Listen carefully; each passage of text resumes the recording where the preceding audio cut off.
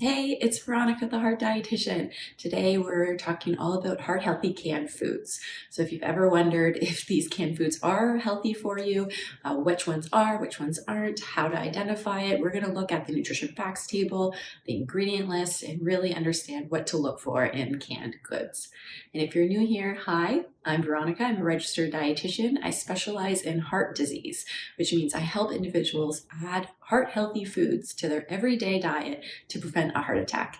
If this sounds like something you'll love, then stick around, subscribe. I upload a new video every Tuesday. Okay, let's start off with this French Canadian pea soup. It contains a decent amount of protein and fiber. However, when we look at the ingredient list, it actually contains lard. Now, lard is an animal fat, which adds saturated fats. And in order to improve our heart health, the American Heart Association suggests limiting our saturated fat intake. It also is high in sodium, reaching around 35% of the daily recommended value.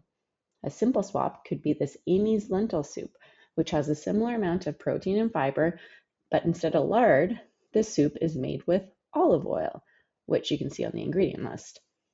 This type of fat is a monounsaturated fatty acid that lowers cholesterol instead of increasing it.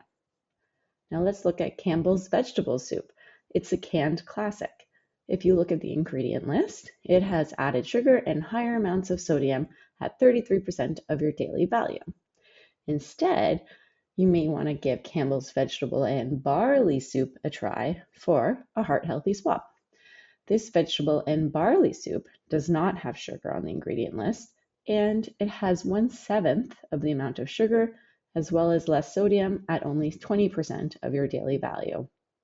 It also has barley on the ingredient list, and barley is a fantastic grain because it has a nutrient called beta-glucan, which is a soluble fiber that has shown to lower cholesterol levels.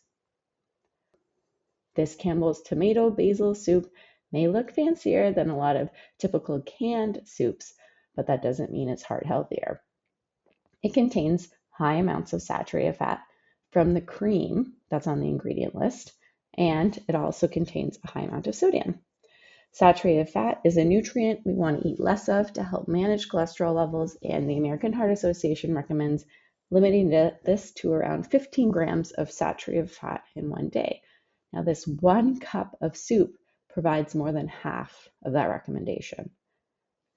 Instead, you may want to try tomatoes Parmesan soup, as it's lower in saturated fat at only 2 grams of saturated fat per cup, because cream is not on the ingredient list, and it has a similar amount of sodium per serving. Moving on to soup's cooler, or dare I say, chillier cousin. Chili is a fiber-packed dish that can be beneficial in lowering cholesterol because of the plant protein or legumes. Sang's classic chili with beans has more saturated fat and sodium than a heart-healthy counterpart, the Campbell's home-style chili. At first glance, you may think that Staig's chili with beans is healthier, but it's important to note that the Staig's food label refers to 1 cup or 247 grams for a serving size, and the Campbell's soup refers to 1 can or 425 grams for their serving, which is almost double. Therefore, Campbell's chili contains a lot less saturated fat and sodium than Staig's chili by the gram. And as a bonus, it has a lot more cholesterol-lowering fiber. I also wanted to mention canned spaghetti sauce, because this is a common canned food item I see when working one-on-one with clients. The sauce has sugar in the ingredient list, which is a common thing when premium tomatoes are not used, and they need to be balanced out with sugar because these tomatoes are too acidic. 1 cup of this spaghetti sauce also has a large amount of sodium at around 24% of our daily value. So that's not to say you can't ever have tomato sauce, but maybe compared to this sauce, which actually lists olive oil on the ingredient list, which is a more premium oil that has heart-healthy benefits, would be a better choice. It has no sugar in the ingredient list, as well as the sodium is less for the same serving size.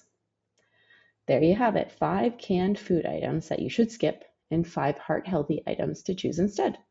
Please let me know in the comments if there are other foods you want me to dive into their food labels or ingredient list in more detail, and be sure to like the video if you want to see more videos like this one. Thanks for joining, and see you next Tuesday.